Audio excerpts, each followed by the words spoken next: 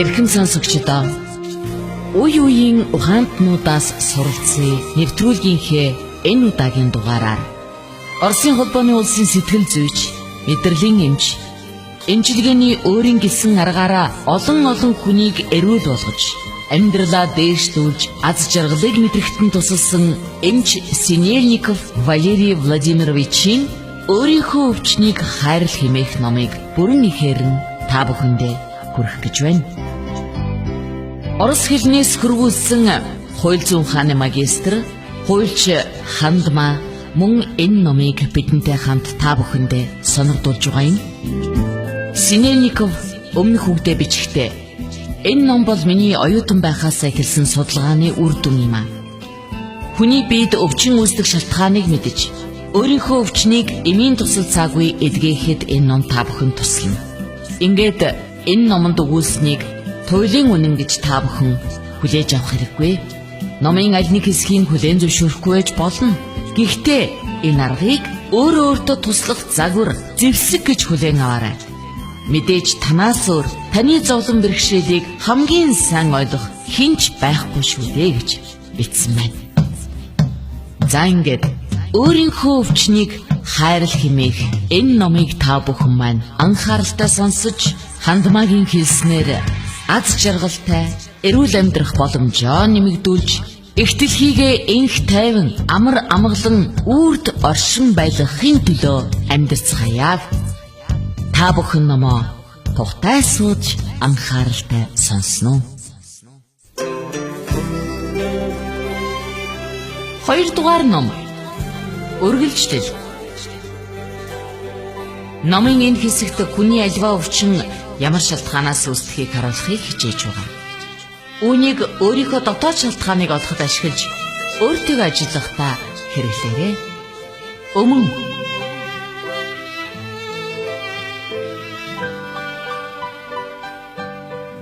өвчний байршил буюу хаана өмнө илэрх вэ гэдэг нь таны бодол, сэтгэл хөдлөлөөс болно.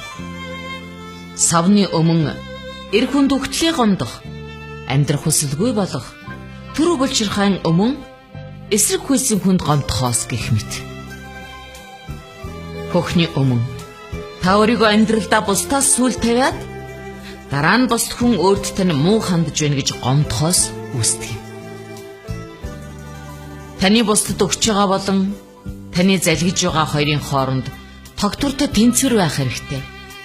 Өөртөө хайр хурааж, өөрийнхөө ертөнцийг аз жаргалтай, баяр баясгалантай болгоснороо та бусдад тусалж байгаа хэрэг. Та өөрийнхөө төлөө санаа тавьж, өөрийгөө хайр баяраар тэжээж байна. Ингэснээр танд бусдад өгч чадах юм бий болж байна. Хоол боловсруулах эрхтний цочрол нь юмыг хүлээж авах, илүүлээ гаргахтай холбоотой. Эмчээ, би дүүгээ өхөн өхтлөө уучиж чадахгүй. Тэр яаж ахтаа тэгж хандаж чадваа? Хэмээн ходоодны өмнө тэнийг ярьсан юм. Үхээс өмнө түүнийг уучлахад бэлэн байгаа юм биз дээ? Түүнээс олж өгөх хэрэг тэгвэл байгаа юм уу? Одоо уучлчвал яасан? Би одоо чадахгүй. Энэ тухай бодонгууд л миний дотор ихтний гаргаад хайчихсан юм шиг санагддаг. Амьсгалын замын өмнө амьдралд урам ихэд тугарсныг илтгэдэг. Бас нэг жишээ. Би үр хүүхдийнхээ төлөө амьдарсан. Одоо тэд нар тараад явчихсан хойно надад амьдралын утга учир ерөөсөө алга. Юуны төлөө ч амьд явж байгаа юм бүү мэд.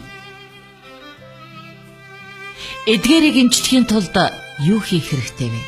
Нэгдүгээрт өөрийнхөө амьдрал, өвчин, эрүүл мэндийн өмнө хариуцлага хүлээх хэрэгтэй. 2 дугаарт амьдрах хүсэл маш хүчтэй байх хэрэгтэй. Хамгийн гол нь юуны төлөө амьдарч байгаагаа тодорхойл. Амьдралын зорилго, утга учирын тухай бодож эргэцүүлээрэй. 3 дугаарт өөрийнхөө ухамсарт байгаа бүх харж бодлоос сал. Таныг үхэл рүү хөтлж байгаа бүх сөрөг бодол, сэтгэл хөдлөл, авир арын шингаас салахыг хичээгээрэй. Өөртөөгөө ажиллаж эхэл. Өөрийнхөө зөвхөн бодолд битгий анхаарлаа хандуул. Амьдралынхаа хэвшлийг хоолоо, ажлаа, идэвхтэй өөрчлөөд үзээрэй. Амьдралдаа амьд, гэгэн, баяр баясгалантай бүхнийг бий болгоорой. Архиталт. Хэрвээ эрүүл байсан бол хүн төрлөختөн улам илүү гайхамшигтай амжилтанд хүрэх байлаа. Архиталт эмчлэгдэх үү? Архиталт эмчлэгдэнэ. Үүнийг би бүрэн хариуцлагатайгаар баталж чадна. Энэ өвчний шалтгаан далд ухамсарын гүнд байдаг. Олон жилийн нөрөх ажлын үр дүнд би архинд дурлах нь далд ухамсарт байгаа үйлдлийн програмтай холбоотой гэдгийг тайлсан. Би түүнийг архиталтын програм гэж нэрлэсэн. Энэ нь өвлөгдөж ирдэг бөгөөд амьдралын явцад сэтгэлийн маш хүчтэй дарамтын үйлчлэлээр бий болдог. Иймд архинаас эмчлүүлэхийн тулд энэ програмыг хайж олох, түүнийг сармагжуулж эрүүл амьдрахад чиглэсэн програмыг бүтээх явдал чухал юм. Энэ сөнөөгч дадал зуршлаас салахын тулд шинэ сайхан заншлууд бий болгох хэрэгтэй. Одоогийн энэ архинаас эмчлэх аргууд нь цаг зуурын үр дүн өгөх бөгөөд харин бүр өвчнийг далд ухамсарын гүнлүүн явуулдаг хортой. Саяхан над дээр өөрөө архины код тавилсан эмэгтэй ирээд хүүхдээ архинаас гарахад туслахыг гуйлаа. Тэр эмэгтэй үлдсэн насандаа архи ухааргүй код тавилсандаа баяртай байгаа боловч хүүхдэд нь өөрийнх нь өвчин шилжин ирснийг ойлгоогүй ажээ. Кодын тусламжаар архинд донтох донгоо дарсан боловч шалтгааныг нь арилгалгүй далд ухамсарынхаа гүнлүү хийчих. Харин хүн түүний далд ухамсарыг мэдэрсэн байна. Далд ухамсарынхаа дотоод шалтгааныг устгалгүй код тавиулснараа хүн өөр өвчин авах юм уу? Эсвэл өөрийнхөө асуудлыг үр дүндаа дамжуулдаг. Архиталтыг эмчлэхэд зөвхөн тэр хүн өөрөө өвчнийхөө өмнө түүнийг эмчлэхэд хариуцлага хүлээх хэрэгтэй. Юуны өмнө тэр хүнд өөрт нь ямар ч үнээр хамаагүй энэ эмгэгээс салах, өнгөрсөнтэйгээ салах ёс хийх, өөр хүн болох, шинээр эхлэх, эрүүл амьдрах хязгааргүй хүсэл байх ёстой. Миний програм олон зуун хүний өвчтөе сэтгэл биеийг эмчлэхэд тусалсан билээ. Гэхдээ архитах дон нэг удаагийн эмчилгээгээр эмчлэгддэггүй. Өөртөөгөө бас сайн ажиллах хэрэгтэй. Архи бол хор. Эндээс маш олон муур дагавар гардаг. Гэтэл хүмүүс яагаад энэ бүхнийг мэдсээр байж өөрийгөө үргэлжлүүлэн хордуулсаар байна вэ?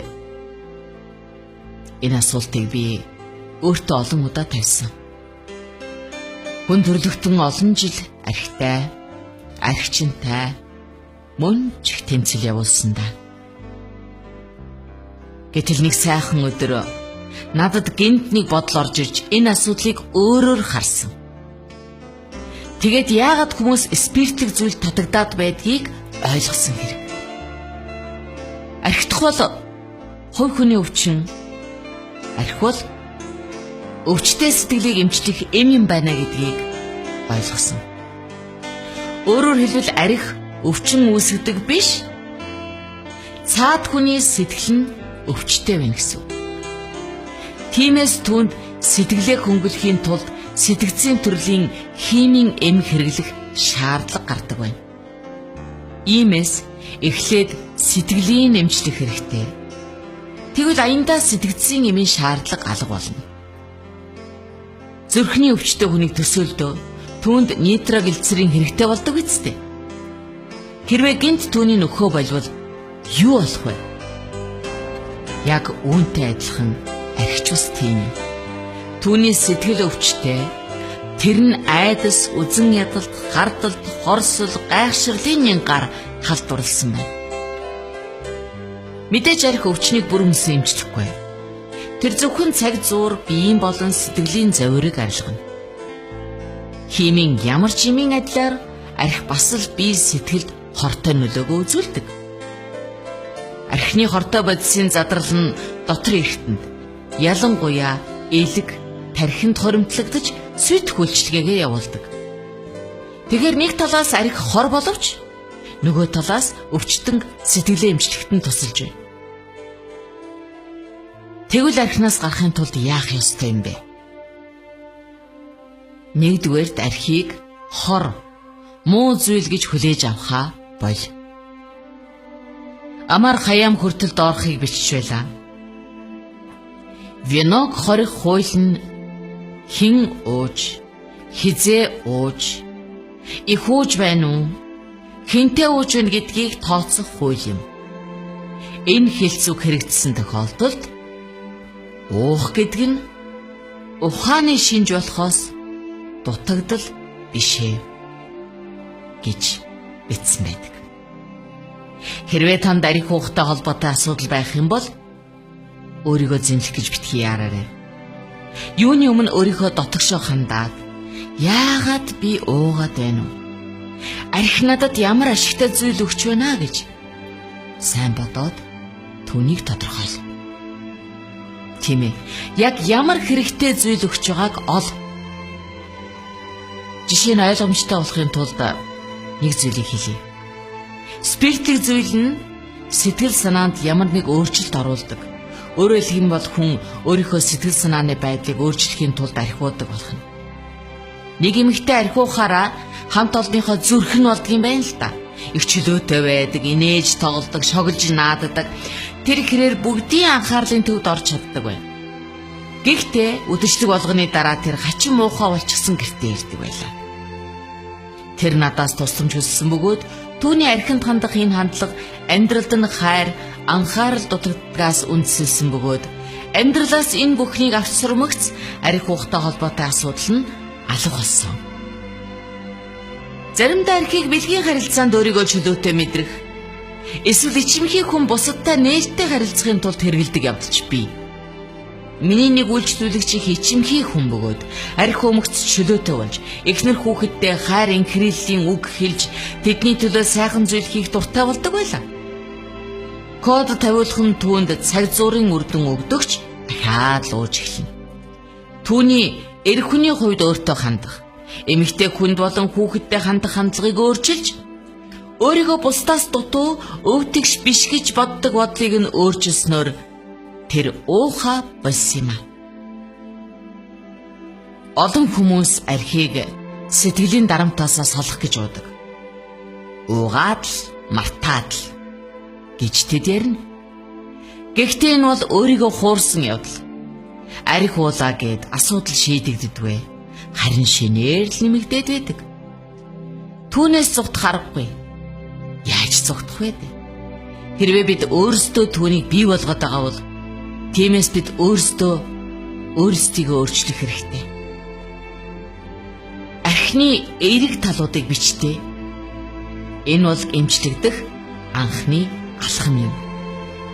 Тэгээд бичсэн сайн талдаа хүрч болох бусад аргыг бич. Тэр чинь архинаас гарах үр дүнтэй найдвартай арга болдог. Хэрвээ та хортой дадлаасаа салахыг хүсчээвэл шинэ сайхан дадал өөртөө бий болгоо гэсэн алтан дүрэн байдгийг.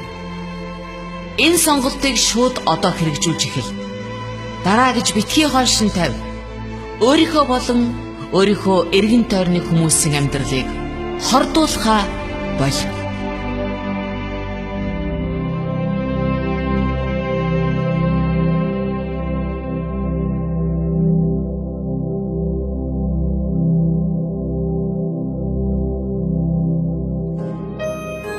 Эрхэм сонсогч та бүхэн Оросын холбооны улсын сэтгэл зүйч, мэдрэлийн эмч Синельников Валерий Владимировичийн өөрийнхөө өвчнийг хайрл хэмээх номыг бүрэн ихээр нь сонсож байна. Энэ номонд Бурхан, ертөнц, дээд ухамсар, үнэн байдал, хүч, бодит байдал, дэлхий зэрэг үгийг их ашигласан байгаа. Энэ олон нэрээр хүмүүс бидний дотор байдаг. ертөнцийн ноёрхдог нууцлаг, онцлог шиг авгаан хүчийг бидэрлсэн юм. Хэрвээ та шүтлэгтэй бол бурхан гэсэн үгийг ашиглаж болно. Харин та шашингүй үзлэр хүмүүжсэн бол хүч, энерги, үнэн байдал гэсэн үгийг хэрэглэнэ үстэй хэмээн Синельников энэ номонд өгүүлсэн байдаг юм аа. Амьдралаа эрч хүчээр, итгэл, найдвар, эрүүл мэндээр дүүргэх хүсэлтэй хэн бүхэн энэ номыг анхааралтай сонсоорой. Үргэлжлэл бий. Радио FM 107.5